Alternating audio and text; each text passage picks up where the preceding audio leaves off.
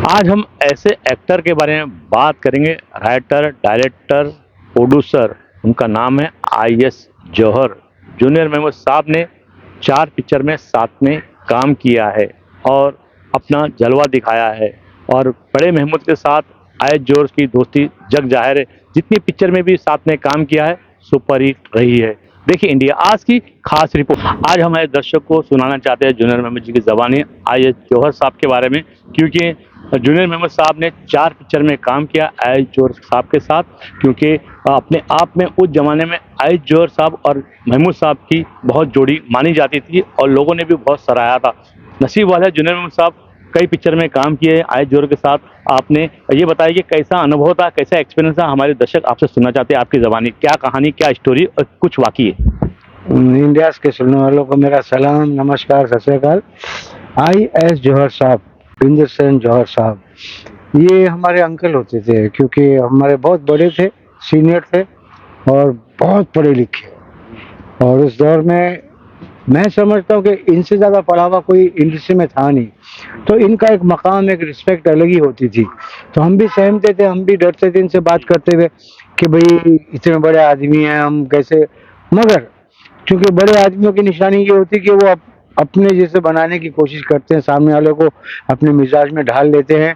उस दौर में कई कलाकारों ने, कई हस्तियों ने हरकतें की है, जिसकी वजह से हम सबको ये तजुर्बा हुआ, एक्सपीरियंस हुआ, और शायद इसी तरह हम लोग जी रहे हैं और जिएंगे। तो उन लोगों की जो तरबियत मुझ में आई, या बहुत सौ में आई, तो वो तरबियत अपब्रिंगिंग जिसे कहते हैं अंग्रेजी में, वो काफ़ी काम आ रही है मेरे, आ चुकी है और आएगी भी आइंदा। जौहर साहब अपने मिजाज के एक ऐसे कॉमेडियन थे जो सिर्फ डायलॉग्स पे हंसाते थे। जी। पोकर फेस कहते हैं अंग्रेजी में, एक वो है, कहावत है कि पोकर फेस, चेहरे पे कुछ नहीं, पर जब मुंह खुलता था उनका, जो लफाजी वो करते थे, तो पेट में बल पड़ जाते थे, लोग इतना हंसा करते थे। तो महमूद साहब अपनी जगह पे खुर्रम खान सभी मानते हैं, मानते रहेंगे, क्योंकि उनके आगे कोई था नहीं, उनके आगे कोई हुआ नहीं, ना होगा। और उनकी बराबरी में नीचे एक दहलीज उतरे तो हम जौहर साहब को मानते थे। और जौहर साहब चूंकि पोकर फेस बना के करते थे, तो वेरिएशन, वैरायटी महमूद साहब में बहुत ज्यादा थी। उन्होंने प्रूव भी किया उस बात को।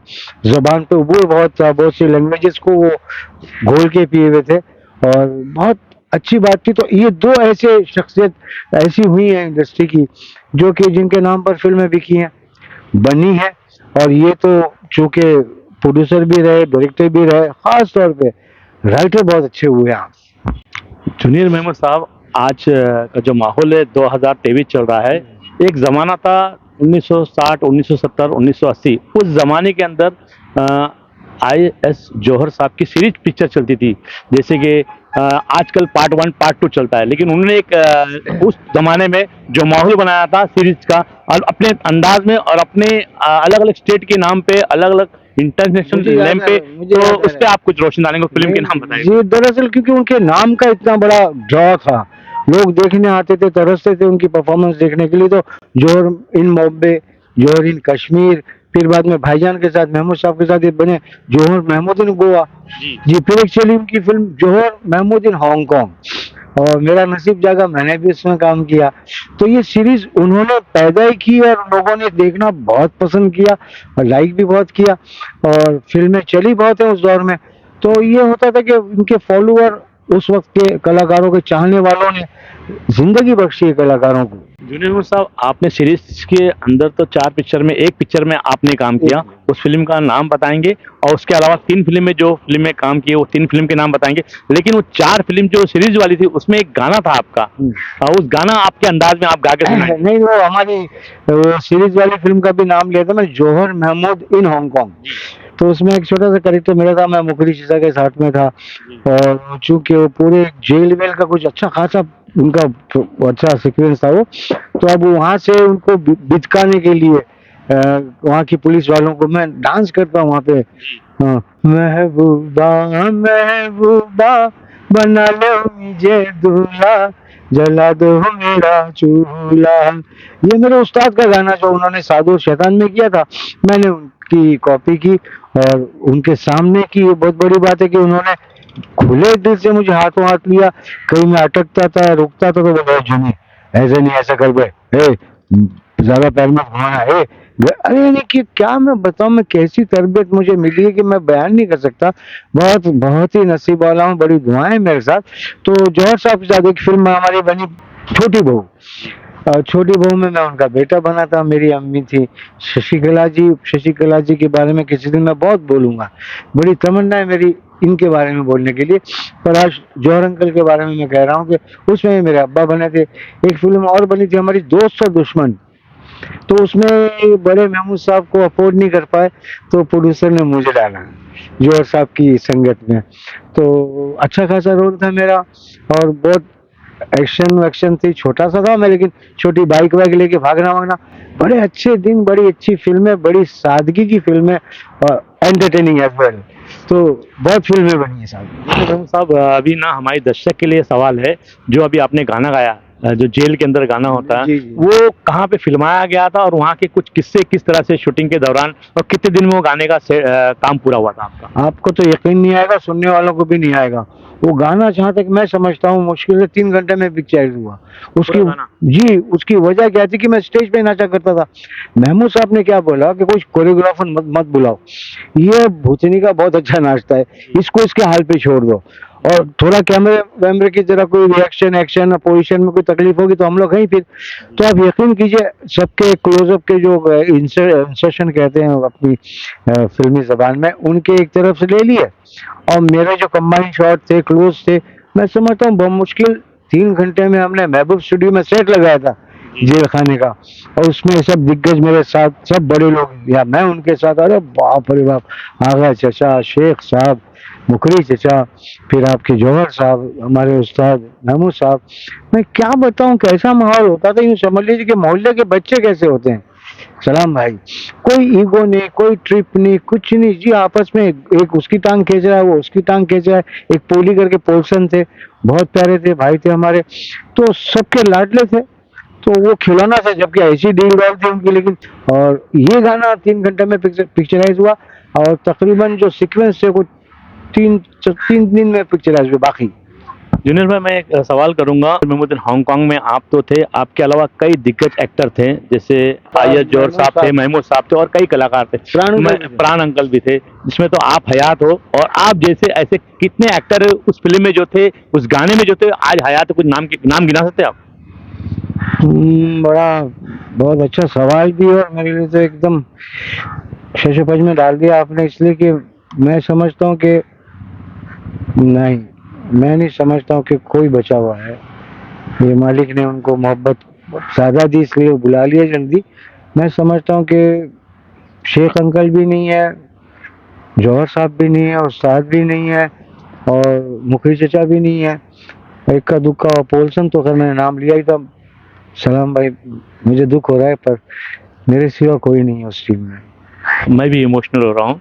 हमारे प्रोग्राम का नाम फिर उनकी याद आई। आज मैं जूनियर साहब से ये सवाल कर लिया कि हांगकांग पिक्चर के अंदर आपके जैसे कितने एक्टर थे जो आज है या नहीं, क्योंकि आप तो हयात हो, लेकिन उन्होंने बताया कि शायद ही इनकी नज़रिए से कोई नहीं है।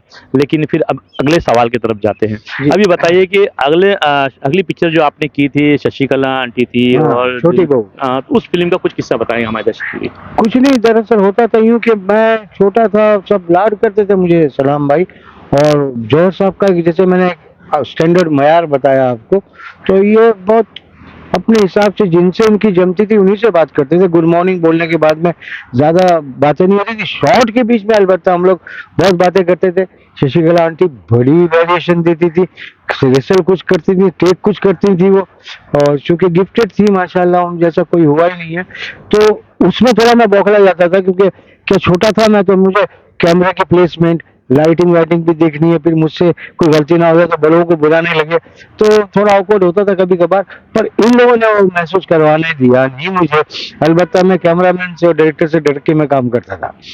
जौहर साहब से जब आप पहली मुलाकात हुई, तो किस तरह से मुलाकात थी, और क्या अंदाजा था कि वो कितने बड़े एक्टर है करके आपको?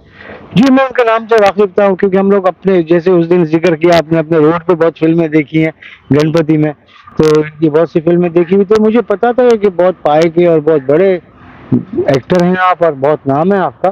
तो बहुत अदब का दायरा मैंने भी रखा शुरू से ही। और मैं समझता हूँ हम लोग चेन्नई में मिले, छोटी बहू के सेट पे चेन्नई में मिले, फिर महबूब के बहुत काम किया, जौहर महमूद हांगकांग में, फिर बाद में जौहर महमूद हांगकांग के बाद हाँ दोस्तों दुश्मन में बड़ा काम किया, तो उसमें हम सोलो थे, जौहर साहब और हम सोलो थे। पर शॉट के मुतालिक जितनी बातें होती थी सलाम भाई, उतनी बातें होती थी, कभी कोई पर्सनल उन्होंने दायरा खोला नहीं, क्योंकि एक बच्चे से आप क्या बात करेंगे, हमारा बच्चा ही था। शूटिंग के दौरान जूनियर महमूद साहब तो वहाँ आप होते थे, लेकिन महमूद साहब और जौहर साहब भी होते थे, तो किस तरह की उनकी हंसी मजाक या किस तरह से रवैया होता था सेट पे, ये बताएं।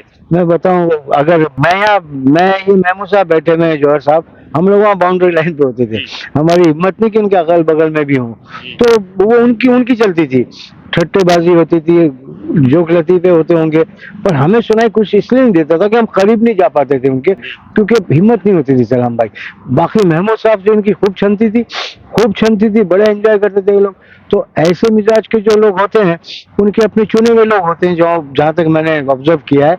बट रही फन की बात, रही उनकी काबिलियत की बात, तो वो काबिलियत के हिसाब से तो बहुत बड़े थे, और मैं फिर ये कहूँगा आपसे कि ऐसे लोगों का इंडस्ट्री में और आना जरूरी है, पर लग तो कुछ रहा नहीं, बादल बहुत ज्यादा काले हो गए हैं, धुंधला गया है माहौल पूरा।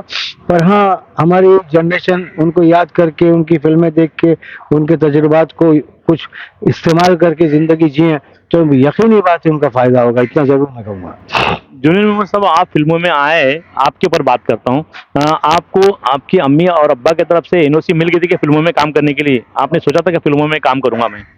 जी जी, दरअसल मैं स्कूल में सब ये करता था, मैं मुंबई की भाषा में धतिंग बहुत करता था, मैं हंसी मजाक चलता था मेरा, बड़े बड़े एक्टरों की कॉपी करता था मैं, छोटा सा उनकी तरह कपड़े उपड़े पहन के। तो 26 जनवरी 15 अगस्त में मेरा बड़ा मैंने कहते हाव भाव होते थे मेरे स्कूल के फंक्शन में, इंटर स्कूल का भी कंपटीशन हो तो उसमें मेरी बड़ी आव भगत होती थी।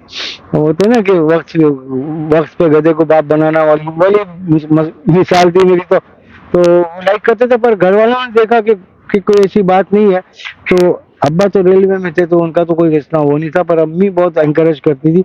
अम्मी इसलिए करती थी कि भाई यहाँ धक्के खाने से अच्छा है, यानी कि स्कूल के बाद क्या, ना तो मैं स्कूल ढंग से पढ़ता था, उसके बाद में खेलना कूदने का सब कुछ था नहीं, तो जो एक्स्ट्रा में बच्चे आते हैं उनको 2 रुपए से लेके 5 रुपए तक पर डे मिलता था, तो यूं शुरुआत की थी। उन्हें भी ये कभी जहन में नहीं आया होगा कि मैं यूं कुछ कर जाऊंगा, या मेरे जहन में कभी नहीं आया कि मेरे पे इतनी मालिक की मेहरबानी हो जाएगी कि मैं छोटा मोटा फनकार बन जाऊंगा।